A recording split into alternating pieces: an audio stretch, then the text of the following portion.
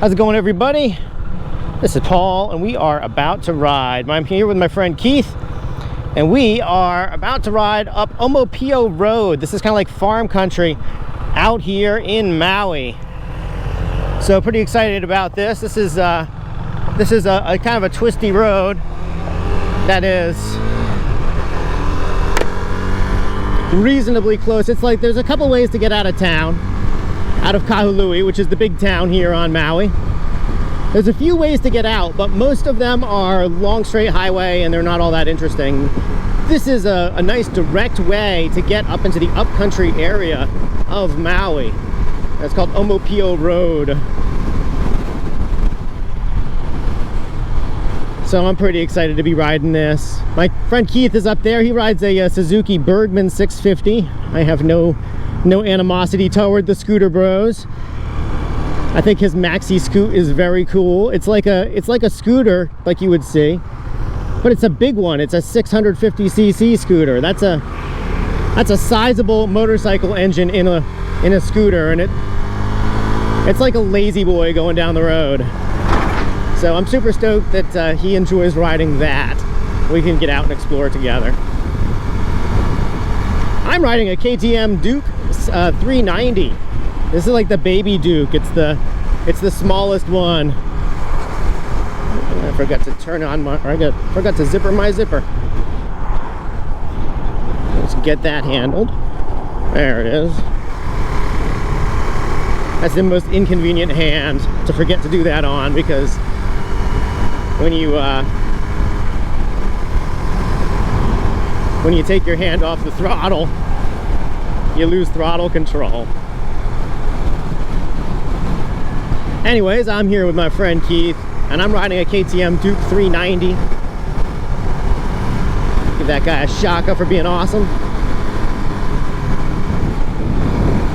And I love this bike because it's like a lightweight bike. It's powerful enough to get you around the island.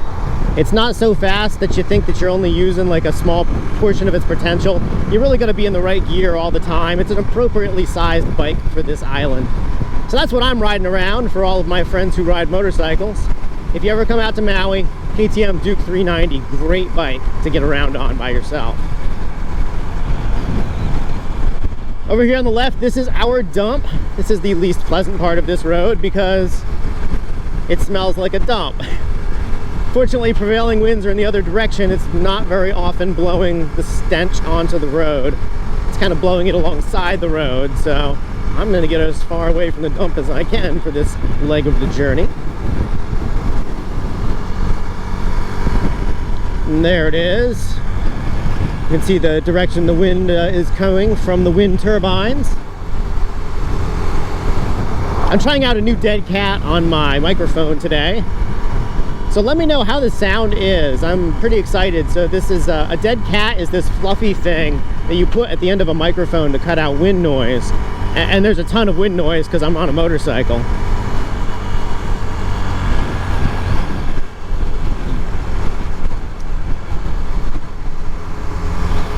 Yeah, so just be aware that if you ride this road, this is the price you have to pay. This is the price of admission. You have to deal with that.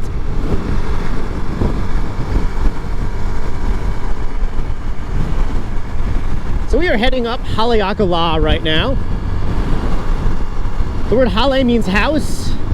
Kala is the name of the sun god. Kala, Haleakala, the house of the sun. See, it doesn't really matter what time of year that you come to this island.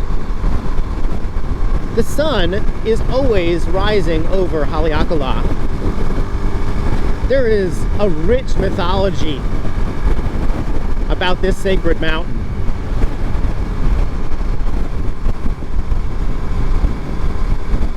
And there it is. If you look at the shape of it, take a look over there, guys. See how the mountain itself slopes gently down to the ocean? So believe it or not, this volcano that we're on, Haleakala, goes at that same rate all the way down to the bottom of the ocean. It's huge. It's enormous. The Hawaiian Islands put a dimple in the crust of the earth with their weightiness.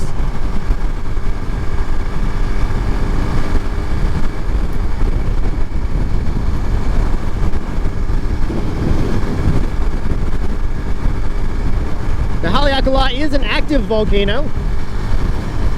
Aren't you happy that I'm riding it right now and not you? It's an active volcano, but I don't think it's going to erupt today, otherwise I would be riding the other direction.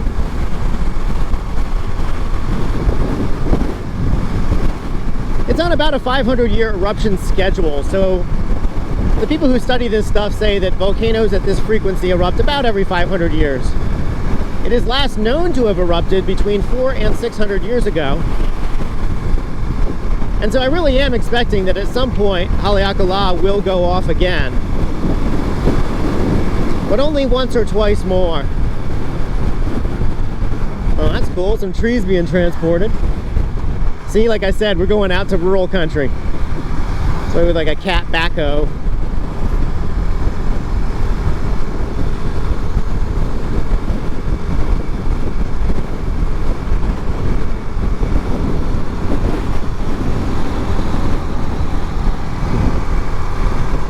It's nice to get into these gentle twisties. For my friends who don't ride motorcycles, you should know that motorcyclists have classifications for different types of roads. Because motorcycles can't be driven, motorcycles have to be ridden. And so when you ride a motorcycle, it's fundamentally different than driving a car, because you get your entire body into it. And so part of the fun of motorcycling is being on a type of road that's matched with the kind of experience that you want to have. And right now, Keith and I are just out on a fairly leisurely cruise, and this road is great. The traffic is low. The scenery is pretty. So this type of a road is great for a nice meandering cruise. We got this like nice little S-curve here.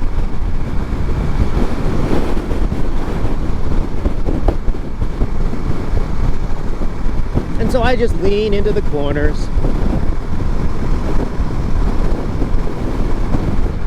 And this is a nice low intensity ride.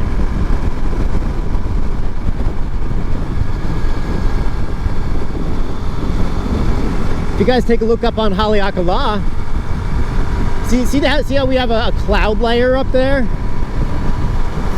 So that cloud layer is called the first inversion zone. And it's the place where the warmer air rising up from the earth hits the cooler air coming down from the sky. And that is about the place where condensation forms, at that particular temperature and elevation and barometric pressure.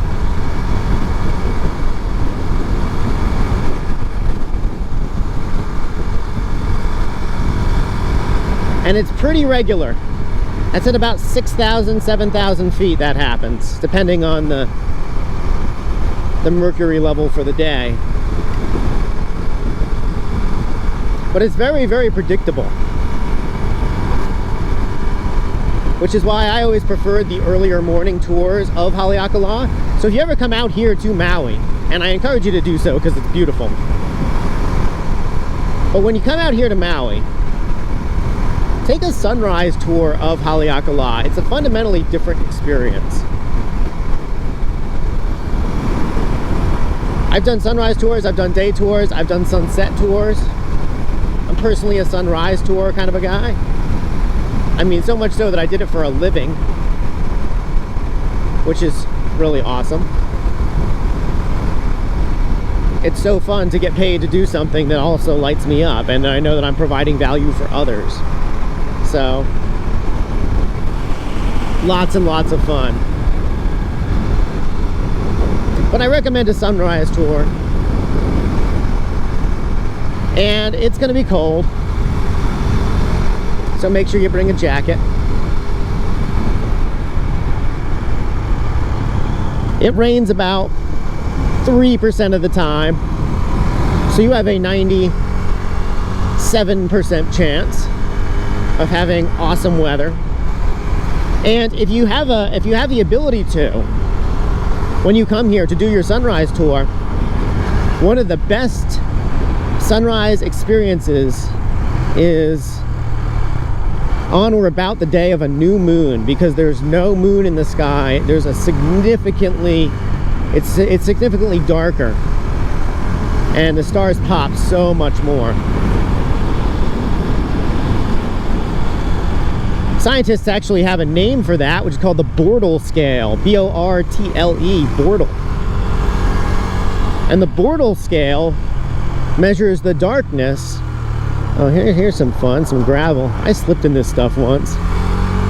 That was frightening. I actually have it on video. I'll have to dig it up. But the Bortle scale goes from, I think it's 1 through 12, and it measures how much light pollution is in the sky. And Haleakala, the top of Haleakala, on certain moonless nights, is at like a Bortle 1 or a Bortle 2, pretty regularly.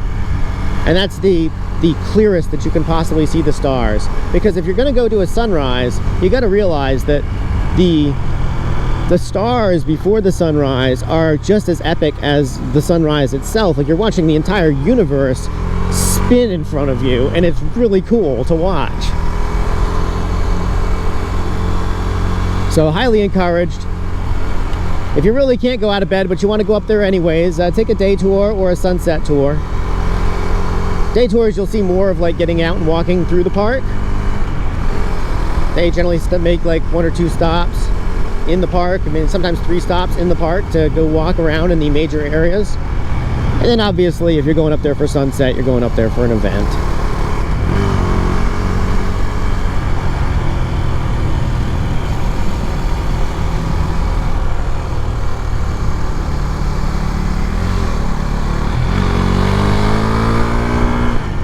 That was entertaining.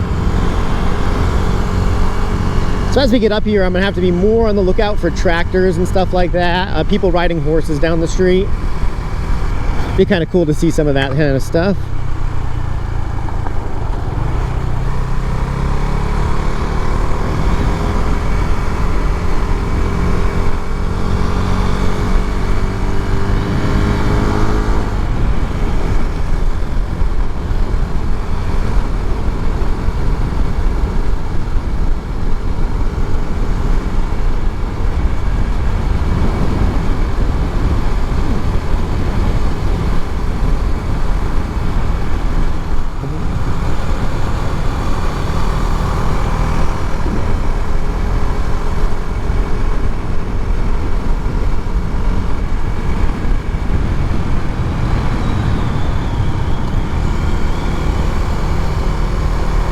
Oftentimes I like to just enjoy the silence, enjoy the wind rushing past me.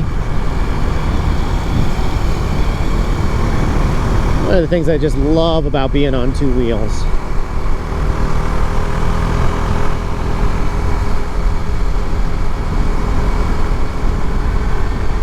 I've done a very small amount of surfing, and I get the same type of an experience that surfers say that they get when they're riding a wave. You just have this unstoppable torrent of power. And you are just kind of riding on it and suggesting gently where it goes, or where you go on it.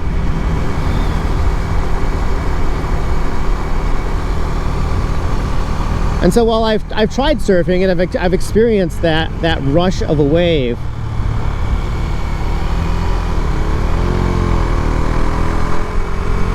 I still just prefer motorcycling because I like to stay dry. I have a preference for staying dry. I like beaches, I like to walk up and down on them, but I don't usually like to go swimming unless I'm with a pretty girl.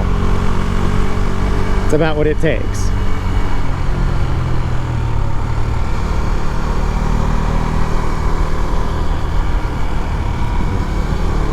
Whereas motorcycling is, I get to stay dry. It's also made better with the addition of a pretty girl. No doubt about that.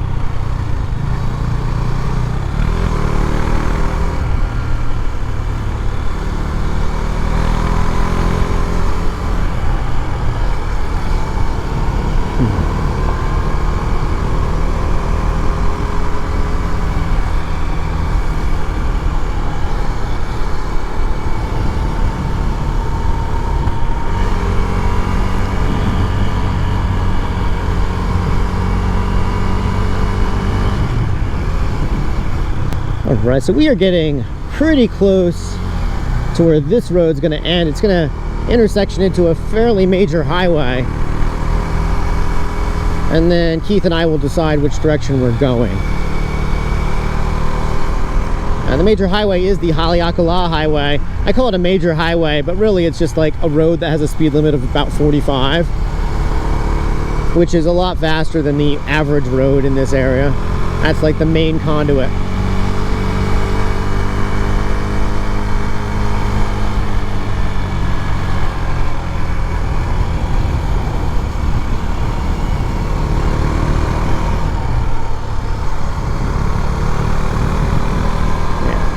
Here comes this guy going over the yellow line in a curve. Always going to be careful about that.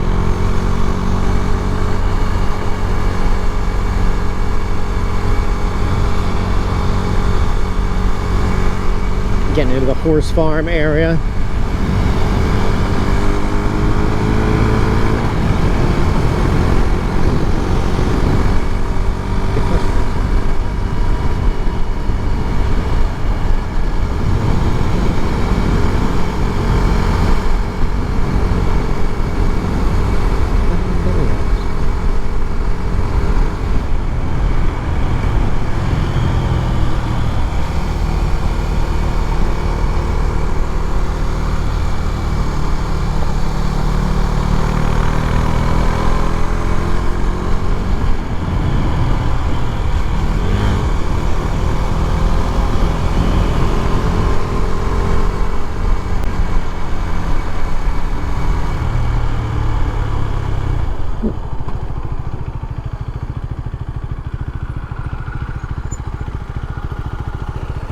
Jacarandas are in bloom. Oh, nice. Let's go see those. You want to go up and around the loop? Yeah, let's do that. Let's do the loop. Oh, we are going to go see jacaranda trees, guys. If you're from SoCal, you probably see them everywhere, but they are in bloom right now. Extra excited to do this. There's some birds flying. See, I said that I was going to turn onto a highway. Like, seriously, this is highway. This is highway out here.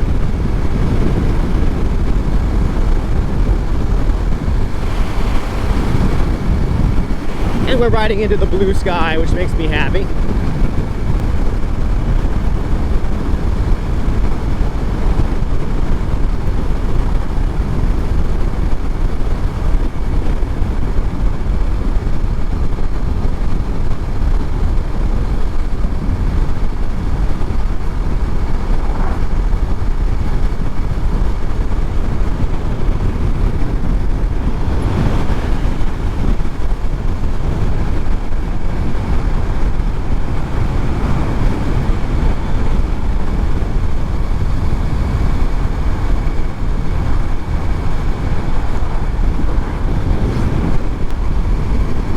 There's some jacaranda trees right there. See them? They're bright purple.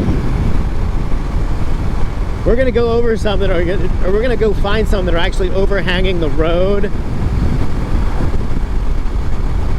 We have a local joke here in Maui, which is, why do Mauians cry when the jacaranda bloom? And the answer is they only bloom in tax season. Which is true. They tend to bloom like beginning of April. They're in full bloom when the government's collecting their due.